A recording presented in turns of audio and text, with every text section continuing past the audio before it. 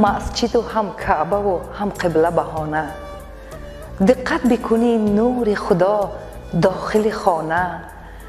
در مسجد و در کعبه به دنبال کی هستی؟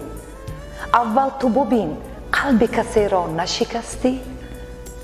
این گونه چرا در پی اثبات خداییم؟ همسایه ما گشنه و ما سیر به خوابه. در خلقت ما راز و معمای خدا چیست؟ انسان خودش آینه یک کعبه مگر نیست؟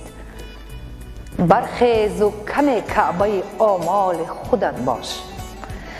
چنگ به نقابت بزن و مال خودت باش. تصویر خدا پشتی همین کهنه نقاب است. تصویر خدا واضح و چشمان تو خواب است.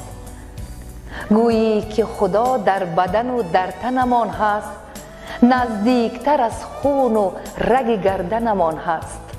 والله که خدا قدرت پرواز پرند است، یا غرش بی وقته یک شیر درند است. در پله پروانه مگر دست خدا نیست؟ پیدایش پروانه بگو معجزه کیست؟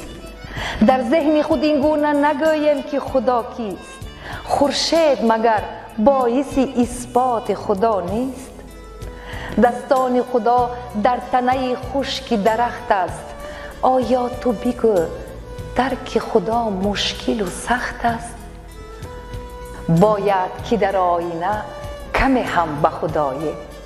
ما جلوه از خلقت زیبای خداییم. گر خوب شناسی تو اگر خالق خود را، سالم برسانی به هدف زورق خود را.